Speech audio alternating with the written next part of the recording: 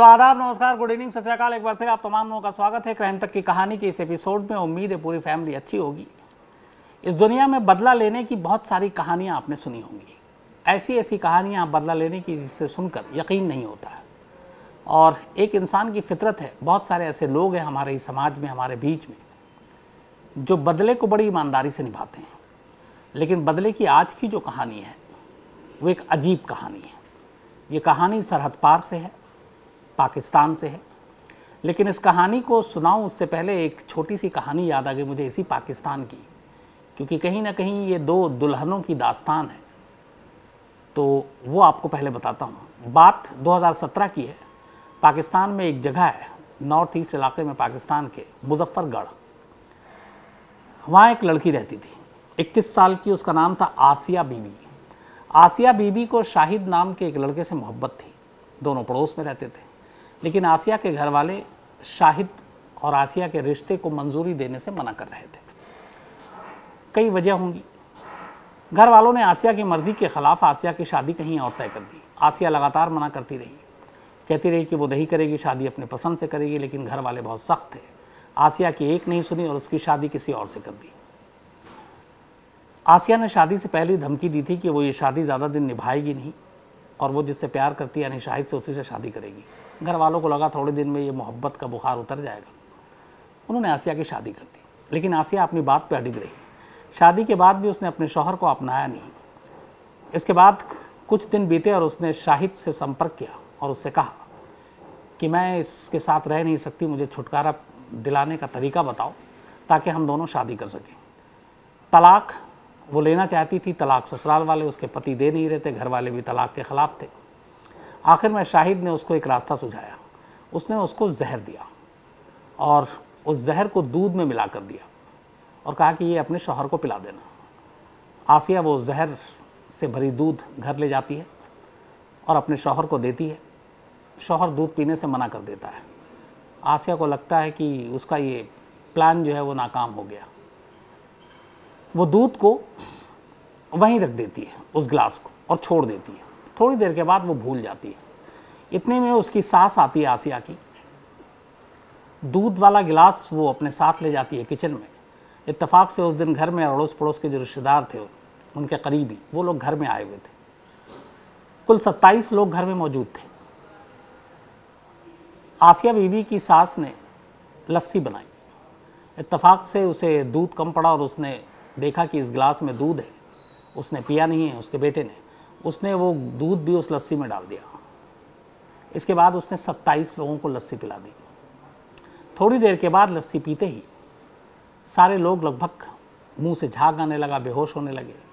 घर पूरा घबरा गया। अड़ोस पड़ोस के लोग आए, सबको अस्पताल ले जाया गया। 17 लोगों ने दम तोड़ दिया। 10 लोग अस्पताल में बड़ी मुश्किल से उनकी ज़िंदगी बचाई गई। अब एक साथ एक ही घर में 17 लोगों की मौत। खबर पुलिस तक गई। पुलिस आती है, इसके बाद जांच होती है, पोस्टमार्टम रिपोर्ट आती है तो पता चलता है कि इसमें जहर था। और इसके बाद तफ्तीश जब होती है तो फिर पता चलता है कि आसिया का नाम आता है, क्योंकि ससुराल वालों को पहले ही शक था। इसके बाद आसिया से पुलिस सख्ती से पूछताछ करती है। वो कबूल करती है कि उसे शाहिद ने जहर दूध में मिला कर दिया था। उसके शौहर ने पिया नहीं, उसने गिलास रख दिया, लेकिन उसकी सास ने उसी में को लस्सी में मिला दिया और इस तरह से इन लोगों की जान चली गई। पुलिस ने आसिया और शाहिद को गिरफ्तार कर लिया 17 लोगों के कत्ल के जुर्म में। ये पाकिस्तान के इतिहास में किसी दुल्हन के ज़रिए कत्लेआम की शायद सबसे बड़ी घटना थी। ये 2017 की थी। अब आते हैं 2021 में। लेकिन लगभग ये कहानी भी 2017 में ही शुरू हो गई थी। अफ़गानिस्तान में हमेशा उथल पुथल रहता है, तालिबान की वजह से आजकल भी है। ये कहानी अफ़गानिस्तान से ही शुरू होती है। अफ़गानिस्तान में अफ़गान शाह ज़मीन नाम का एक नौजवान रहता था। अफ़गान के हालात ठीक नहीं थे। वो पढ़ा लिखा था, सारे काम धंधे बंद थे। तो वो एक शरणार्थी के तौर पर पाकिस्तान की सरहद से, जो अफ़गानिस्तान की सीमा लगती है, वहाँ से वो पाकिस्तान में दाखिल हो जाता है और पाकिस्तान में ही वो बाज़ौर ज़िले में रहना शुरू कर देता है। पाकिस्तानी हुकूमत भी उस वक्त अफ़गानी शरणार्थी को अपने यहाँ जगह देती थी, तो उसमें कोई इशू था नहीं। अफ़गान शाह ज़मीन अब बाजावर में रहता है, छोटी मोटी नौकरी करता है। इसी दौरान उसकी मुलाकात होती है यास्मीन नाम की एक लड़की से। थोड़े दिनों में दोनों में मोहब्बत हो जाती है। इसके बाद दोनों की शादी हो जाती है घर वालों की रजामंदी से। अब दोनों बेहद खुश थे। कुछ वक्त के बाद इनकी एक बेटी होती है। इस दौरान रोज़गार की तलाश में अब अफगान शाह बाजावर से निकलकर पेशावर पहुंच जाता है। पेशावर में वो अपना छोटा मोटा काम करता है। जब जब छुट्टी मिलती है वो वापस बाजावर अपनी बीवी और बेटी के पास आता। कुल मिलाकर इनकी ज़िंदगी बहुत ही खुशगवार गुजर रही थी। अफगान शाह ज़मीर का एक दोस्त था, उसका नाम था गुलिस्तान। ये भी बाजावर का रहने वाला था और पेशावर में काम करता था। अफगान शाह और गुलिस्तान दोनों बहुत ही जिगरी दोस्त थे। अफगान शाह जो भी कमाता था उसने बैंक में कोई अकाउंट नहीं खोल रखा था। शायद उसकी वजह बहुत सारी होगी, शरणार्थी था, पाकिस्तान बैंक में अकाउंट खोलना ना खोलना। तो वो जो सेविंग करता था वो सारे पैसे गुलिस्तान को दे देता था, क्योंकि गुलिस्तान पाकिस्तानी था और बाजावर में था, दोनों दोस्त थे। और वो उससे कहता था कि ये पैसे तुम जमा करो, जब मुझे ज़रूरत होगी तो मैं ले लूँगा। बेटी बड़ी होगी, स्कूल में दाखिला है, बाकी चीज़ें हैं, कल को बीमारी है, दवा है। तो धीरे धीरे अफगान शाह अपनी जमा पूंजी गुलिस्तान को देता रहा। वक्त बीतता गया। 2018 की तारीख आ गई, साल 2018 में अचानक जब अफगान शाह बाजावर पहुंचा तो उसने अपने दोस्त गुलिस्तान से कहा कि जो पैसे मैंने तुम्हारे पास रखवाए हैं वो मुझे दे दो, कुछ ज़रूरत है, कुछ घर का काम है, कुछ तबीयत भी ठीक नहीं है, डॉक्टर को भी दिखाना है। तो गुलिस्तान ने कहा कि इस वक्त तो उसके पैसे हैं नहीं, लेकिन तुम अभी बीमार हो, एक काम करता हूँ मैं तुम्हें चलो दवा दे देता हूँ और तुम ठीक हो जाओगे। दोस्त था, अफगान शाह को कोई शक नहीं होता है। इसके बाद अफगान शाह को गुलिस्तान, वहाँ पे एक जगह है इनायत कली बाज़ार, वहाँ से वो 2 इंजेक्शन लाता है और कुछ दवाएं। और वहाँ से लाने के बाद बाजावर में ही एक नदी के किनारे दोनों की मुलाकात हो जाती है। गुलिस्तान उससे कहता मैं तुम्हारे लिए दवा ले आया हूँ, डॉक्टर से पूछ लिया हूँ, जो तुमने सिम्टम और बीमारी बताई थी वो डॉक्टर के पास उसको खुद नहीं ले गया, बल्कि वो उसके हालात डॉक्टर को बताए। उसने कहा डॉक्टर ने ये इंजेक्शन दिया और दवा दिया, तुम 2 दिन में ठीक हो जाओगे। और नदी किनारे उसने कहा कि ये काम करो, पहला इंजेक्शन तो तुम अभी ले लो। और बोला कि मुझे मालूम है इंजेक्शन कैसे देते हैं, क्योंकि उस वक्त वहाँ पे बहुत सारी ऐसी चीज़ें थी जिसमें आम लोग भी इंजेक्शन देना, और ये सारी जहाँ पे जंग जैसे या फिर तालिबान का भी पाकिस्तान में काफ़ी ज़ोर रहा। तो अफगान शाह को लगा कि उसका दोस्त है, कोई बात नहीं। उसने एक इंजेक्शन अपने हाथ से गुलिस्तान ने अफगान शाह को लगा दिया और दवा दी। बोला कि अब जाओ घर जाकर आराम करो, रात को दवा खा लेना, अगला इंजेक्शन कल लगवा लेना, या तो मैं ही आ जाऊँगा। अफगान शाह घर पहुँच जाता है अपनी बीवी और बेटी के पास, लेकिन घर पहुँचने के अगले 1-2 घंटे के अंदर ही उसकी हालत और बिगड़ जाती है। थोड़ी देर में वो बेहोश हो जाता है। यास्मीन घबराई, कुछ पड़ोसियों की मदद से अफगान शाह को, अपने शौहर को अस्पताल ले जाती है नज़दीक के। जब वो अस्पताल जाती है तो डॉक्टर उसको मुर्दा करार देते हैं। बात आई गई हो गई, सभी ने कहा कि वो बीमार था, इसी की वजह से शायद मौत हो गई। मौत की खबर सुनकर सभी उसके जानने वाले आते हैं, उसमें गुलिस्तान भी था। इसके बाद उसकी तदफीन की जाती है, दफना दिया जाता है। पोस्टमार्टम नहीं होता, न डॉक्टर मौत की वजह बताता है, इसलिए कि पोस्टमार्टम हुआ नहीं। लेकिन यास्मीन को अपने तरीके से अब पता करना था कि ये मामला है क्या। अच्छा, इत्तेफाक से जिस इलाके में ये लोग रहते थे उस वक्त वहाँ कोई पुलिस स्टेशन नहीं था आसपास में, और जहाँ रिपोर्ट लिखाएं तो पुलिस के पास भी नहीं जा पाए लोग, क्योंकि अब इतनी दूर कौन जाएगा। फिर घर वालों पड़ोसियों ने कहा कि एक बीमारी से आम मौत है। लेकिन यास्मीन को ये बात हजम नहीं हुई। उसे लगा कि ये मामला गड़बड़ है और ये कत्ल है। अब यास्मीन ने एक जासूस और एक पुलिस अफसर के तौर पर खुद ही इस पूरे मामले की तफ्तीश शुरू की। वो पता लगाना चाहती थी कि उसके शौहर की मौत की असली वजह क्या है। इसके बाद उसने अपने कुछ लोगों के ज़रिए पता कराया, जो इंजेक्शन और दवाएं थी उसके बारे में जानकारी इकट्ठा की, किस डॉक्टर को दिखाया गया उससे जानकारी इकट्ठा की गई। तो बहुत सारी चीज़ें मैच नहीं की। गुलिस्तान ने जैसे बताया कि वो वहाँ से इंजेक्शन लेकर आया, उस डॉक्टर ने ये कहा था, उस नाम का कोई डॉक्टर ही नहीं था, और कोई प्रिस्क्रिप्शन मिला नहीं। अगर दवा और इंजेक्शन दी है तो प्रिस्क्रिप्शन होना चाहिए, नुस्खा होना चाहिए, वो भी नहीं था। तो ये सारी चीज़ें यास्मीन को एक एक मकाम पर ले गई, सोच पर, कि इसके पीछे उसके पति, उसके शौहर की मौत के पीछे कहीं ना कहीं गुलिस्तान का हाथ है। और एक सॉलिड रीज़न उसके पास ये था कि अफ़गान शाह ने शुरू से यास्मीन को सब कुछ बता रखा था। उसने कहा था कि वो सेविंग करता है, घर में चूँकि पैसा रख नहीं सकता, इलाका ठीक नहीं है, कल को कोई चोर आ जाए ले जाए लूट कर, तो इसीलिए मैं गुलिस्तान के पास पैसे रखवाता हूँ। और उसने बाकायदा सारा हिसाब किताब दे रखा था। इसी दौरान में जब गुलिस्तान से यास्मीन पूछती है कि अफ़गान शाह ने कुछ पैसे रखवाएं आपके पास, कहता है वो नहीं, मैंने सब उनको दे दिए। अब यास्मीन को उससे पहले अफ़गान शाह ने बताया था कि उसके पास पैसे हैं, अब वो पैसे भी बता रहा है कि सब दे चुके हैं। यहाँ से उसका शक और यकीन में बदल जाता है। उसे लगता है, बल्कि यकीन हो जाता है, कि उसके शौहर की मौत के पीछे सिर्फ़ और सिर्फ गुलिस्तान का हाथ है। और उसने एक जहर भरा इंजेक्शन उसके शौहर को लगाया था, जिसकी वजह से मौत हो गई। क्योंकि उसकी बीमारी कोई इतनी गंभीर और सीरियस नहीं थी कि अचानक मौत हो जाए। शायद पेट दर्द और ऐसी कुछ चीज़ें थी, और वो बहुत पुरानी भी नहीं थी, बस हाल में शुरू हुआ था। तो उसे लगा कि बिना डॉक्टर को दिखाए हुए, बिना प्रिस्क्रिप्शन के, बिना कंपाउंडर के, खुद उसने इंजेक्शन लगा दिया एक, और दूसरा इंजेक्शन दे दिया कि ये अपने आप लगा लेना। हालांकि उस दूसरे इंजेक्शन में ऐसा कुछ नहीं था, वो नॉर्मल इंजेक्शन था, पेन किलर टाइप का।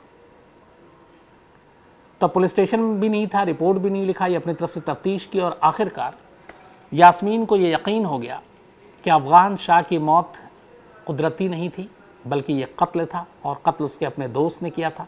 और इस कत्ल का मोटिव और मकसद ये था कि पैसे हड़पना, जो अफ़गान शाह ने अपने दोस्त के पास जमा कराए थे। जैसे ही ये सारी चीज़ें यास्मीन को दिमाग में एक यकीन के तौर पर सामने आया, वो बेचैन हो उठी।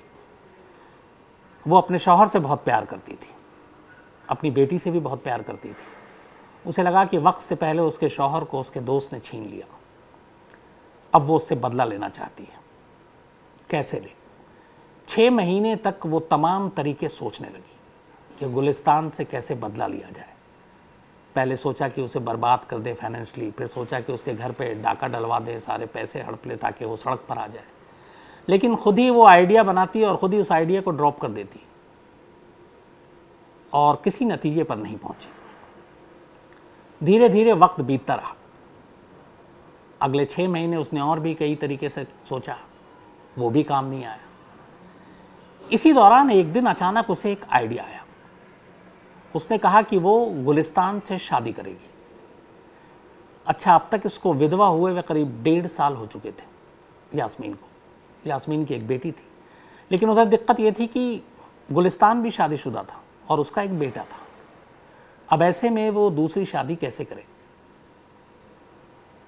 यास्मीन ने किसी तरह से कुछ पैगाम, मैसेज भिजवाया गुलिस्तान तक कि तुम्हारा दोस्त था अफ़गान शाह, और अब मैं अकेली हूँ, बेवा हूँ, ज़िंदगी पूरी सामने पड़ी है, एक बेटी है, तो अगर तुम मुझसे शादी कर लो तो मेरी बेटी का भी जो मुस्तकबिल है, भविष्य है, वो महफूज रहेगा। लेकिन गुलिस्तान तैयार नहीं हुआ। उसने कहा कि देखो, मैंने कभी तुम्हें इस नज़र से देखा नहीं, और दूसरी बात ये कि मेरी ऑलरेडी एक बेटा है और बीवी है। तो ये बात चलती रही, मैसेज भिजवाती रही यास्मीन, गुलिस्तान इनकार करता रहा। धीरे धीरे वक्त और बीतता गया। अब 2021 आ गया, लगभग 2.5 साल हो गए अफ़गान शाह की मौत को। यास्मीन बेचैन थी कि कैसे बदला लें, मौका मिल नहीं रहा है और शादी से भी इनकार कर रहा है। फिर यास्मीन ने एक चाल चली। उसने अफ़गान शाह से एक दिन मिलने का फ़ैसला किया गुलिस्तान से, और गुलिस्तान से कहा कि उसके पास काफ़ी पैसे हैं और मैं चाहती हूँ कि तुम एक अच्छी कार ख़रीदो, एक अच्छा घर हो, तुम्हारी ज़िंदगी अच्छा हो, तुम्हारे बेटे की भी ज़िंदगी अच्छी हो, और तुम लोगों की भी मदद करते हो, तो ये सारी चीज़ें होंगी। तो ये पैसे हैं, मैं चाहती हूँ तुम्हें एक कार दूँ, लेकिन उसके लिए ज़रूरी है कि तुम मुझे एक आसरा दो और मुझसे शादी करो। गुलिस्तान लालच में पड़ जाता है। उसे लगता है कि चलो इतने पैसे आ रहे हैं, गाड़ी भी मिल रही है, अब जाकर वो शादी के लिए तैयार हो जाता है। इसके बाद करीब 6 महीने पहले यास्मीन और गुलिस्तान की शादी हो जाती है। अब लेकिन चूंकि वो ऑलरेडी शादीशुदा था, पहली बीवी नाराज़ हो जाती है, इसलिए दोनों गुलिस्तान अपना घर छोड़कर एक किसी दूसरे रिश्तेदार के घर पे चला जाता है यास्मीन के साथ रहने के लिए। फिर थोड़े दिन के बाद तीसरे रिश्तेदार के साथ। अब यास्मीन को इधर मौका नहीं मिल रहा है क्योंकि लगातार दूसरों के घरों में वो लोग रह रहे हैं। अब इसमें 6 महीना बीत जाता है और लगभग ये जुलाई का महीना आ जाता है। अभी लास्ट वीक जुलाई के शुरू में यास्मीन कहती है गुलिस्तान से कि कब तक हम अपने रिश्तेदारों के घरों में रहेंगे और कब तक इधर से उधर भटकेंगे, उससे अच्छा एक काम करते हैं, एक घर किराए पे ले लेते हैं और वहाँ रहते हैं, पैसे तो है ही हैं। इसके बाद वो लालच भी देती है कि मेरे पास भी पैसे हैं। फिर उसी इनायत कली बाज़ार में जहाँ पे ये पहले रहती थी और जहाँ दम तोड़ा था उसके शौहर ने, उसी इलाके में वो गुलिस्तान को अपने साथ ले जाती है और एक घर 3000 रुपये पर मंथ किराए पे ले लेती है। अब गुलिस्तान और यास्मीन और उसकी बेटी ये एक घर में किराए के साथ रह रहे हैं। पहली बार यास्मीन को अब मौका मिला कि इस घर में कोई और नहीं है, कोई रिश्तेदार नहीं है, बस यही 3 लोग हैं। लेकिन पहला चरण पूरा हो चुका साजिश का। अब ये था कि मारें कैसे, क्योंकि गला दबाकर मारना अकेले बस की बात नहीं थी। वो हट्टा कट्टा था गुलिस्तान, यास्मीन नाजुक थी, उसे लगा कि वो उस पर काबू नहीं पाएगी, तो क्या करें? जहर ख़रीदेंगे तो शक हो जाएगा लोगों को या पकड़ी जाएगी। तो अब मारने के लिए हथियार क्या करें? फिर इसका भी उसने हल निकाला। एक दिन उसने कहा कि तुम दिन भर बाहर रहते हो काम के सिलसिले में, फिर अपनी बेटे और उनसे भी मिलते हो, और मैं घर में अकेली रहती हूँ, घर में पैसे भी हैं, तो यहाँ पे चोर लुटेरे भी आ सकते हैं, तो हम लोगों को अपनी हिफाजत के लिए एक पिस्तौल ज़रूर रखनी चाहिए। गुलिस्तान कहता हाँ ये बात तो सही है। इसके बाद 13,500 रुपये में गुलिस्तान एक पिस्टल ख़रीद कर लाता है।